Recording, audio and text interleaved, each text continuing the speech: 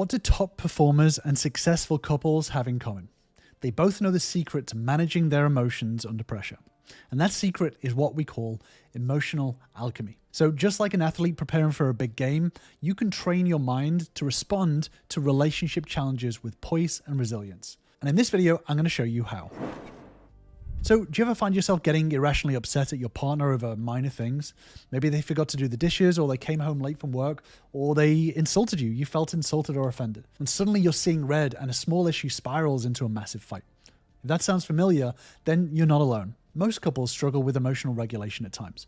But here's the good news. You can actually reprogram your reflexive thoughts to prevent those negative emotional spirals before they even start. And I call this emotional alchemy, which is the process of transforming your knee-jerk reactions into constructive responses that strengthen your bond. Think of it as turning emotional lead into relationship gold. So if you don't control your relationship dynamics will control you.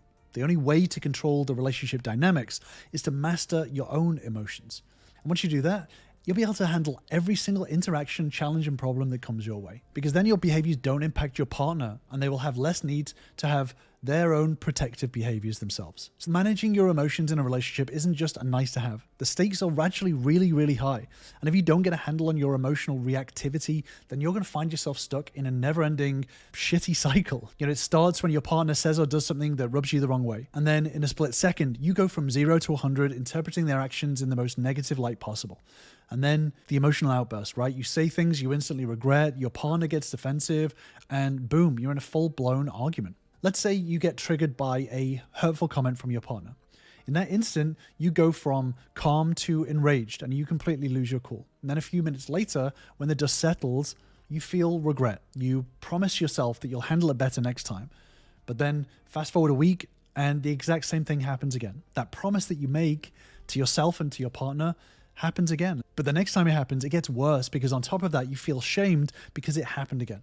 This is an emotional chain reaction. Your negative reflexive interpretation sparks a negative emotion, and that emotion then fuels more negative interpretations, and it goes round and around and around in a chain reaction. And as much as we'd like to think that we can control our emotions through sheer willpower or positive thinking, the reality is that that approach rarely works in the heat of the moment. Trying to strong-arm your feelings into submission is like trying to put a Band-Aid on an open artery. It may stop the bleeding temporarily, but it sure as hell isn't going to heal anything. The problem is, it's not even the event itself that's causing all the drama. It's your reflexive interpretation of it. That lightning-fast internal narrative spinning the situation into something terrible is what's really wreaking havoc. So if willpowering your way to emotional resilience isn't the answer, what is? Well, it actually starts with something called cognitive reframing. So cognitive reframing is actually the secret sauce when it comes to mastering your emotions. And this is what I call emotional alchemy. So instead of being at the mercy of your knee-jerk emotional reactions, you can actually reprogram those lightning-fast interpretations. So here's how it works. When something triggers you, there's always that split second where your mind spins a story about what's happening. And that story is your reflexive emotion. And that is the emotion that comes up instantaneously, where you feel scared, you feel worried, you feel hurt. But then after that is the second type of emotion, which is what we call the developed emotion. And this is what determines your emotional response. So if you can change that story, you can start to change the emotion. It's simple, right? Maybe not simple, but it's definitely doable. So you can't control that reflexive emotion. And the developed emotion is what comes afterwards, which is the thoughts and the story that you tell yourself. But over time, we can influence that reflective emotion by doing more work on the developed emotion. And the key to doing that is to adopt what I call a mastery mindset. See, most people try to avoid those high-stakes conversations, those big conversations with their partner. But masters see it differently. The actual performance is the easy part because they practice so much that it's basically automated. They've mastered the art of the conversation. So how do you apply this mastery mindset to your relationship? Well, you do it by consciously practicing positive interpretations until they become your default. Instead of immediately assuming the worst, you could reframe it as a learning opportunity or a chance for growth. The more that you do this, the more that you start to build the roads in the neurons in your mind to make it become your default. So basically, it starts to become automatic. So the more that you practice this reframing, the more automatic it becomes. And of course, this is easier said than done, especially in the beginning, because if you're already in a negative emotional state, your interpretations are more likely to be negative too. It just fuels more negative emotions. So the trick is to catch those negative thoughts before they gain too much steam and deliberately, consciously replace them with more positive ones. The more that you do this, the more it becomes automatic. Now, I know what you might be thinking. Chris, I've tried positive thinking, I've tried mindfulness before, it doesn't really work. And you're right, simply trying to force yourself to think happy thoughts in the moment is ineffective. That's why the real work happens outside of those heated moments, when you're reprogramming your reflexive interpretations.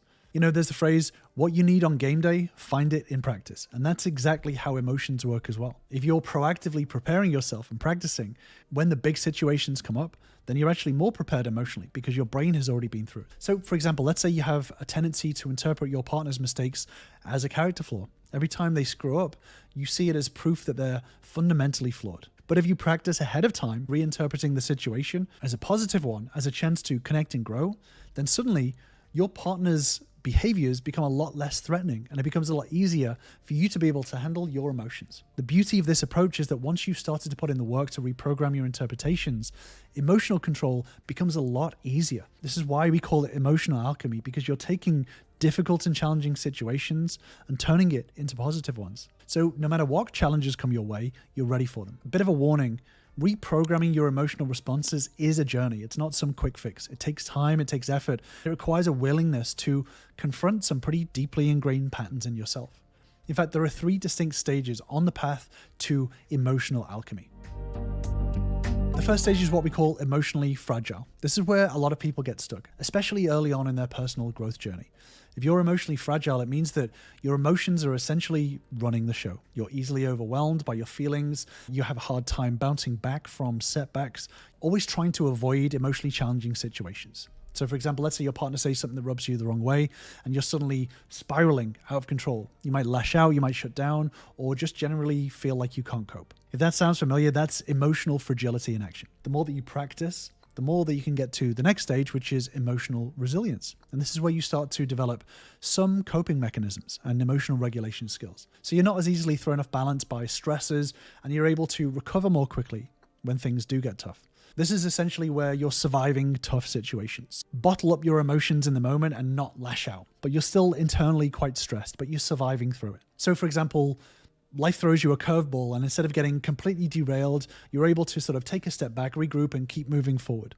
So it's not that you don't feel the impact of the stress, but you have the tools to manage it more effectively. But here's the thing, being emotionally resilient is great, but it's not the end goal. The real magic happens when you start to reach emotional anti-fragility. This is where you not only withstand challenges, but you actually learn how to use them to your advantage, to get closer towards your goal, and for your partner and you to actually benefit from them. So this is like getting stronger every time that you do face adversity. So an emotionally anti-fragile person doesn't just bounce back from setbacks, they use them as fuel for growth. They have a solid foundation of emotional regulation skills and positive reflexive interpretations. The challenges actually become opportunities for development, and this can happen within relationships. If you can become emotionally anti-fragile, then this is true emotional alchemy, where you're turning the lead of the challenge in the relationship and turning it into gold, where you can actually grow the relationship and bring you and your partner closer together. And you know, obviously there's only so much detail I can dive in a YouTube video. So if you do want a deeper dive, then join us on my free Relationship Bootcamp, where you'll learn the tools and skills to build yourself a thriving relationship from the ground up. Click on the link in the description to get started. But here's the thing, no matter which stage you're in, the journey towards emotional mastery and mastering emotional alchemy is ongoing. It's not about reaching some magical destination where you never feel upset or never feel triggered again. It's about constantly putting in the work to reprogram those reflexive interpretations and to build that emotional alchemy skill. And there's a long-term payoff for all this hard work. This is the relationship that not only withstands the test of time, but actively thrives under pressure. And you know, sometimes in these situations when emotions have gotten so out of hand that all emotional safety has been destroyed and your partner can try to close themselves off completely and they stonewall, it's even more important to be able to master your emotional alchemy, to be able to break through the stonewalling. And if you do want a deeper dive into how to break through a partner's stonewalling, then I will leave you with this video right here. I'll see you over there.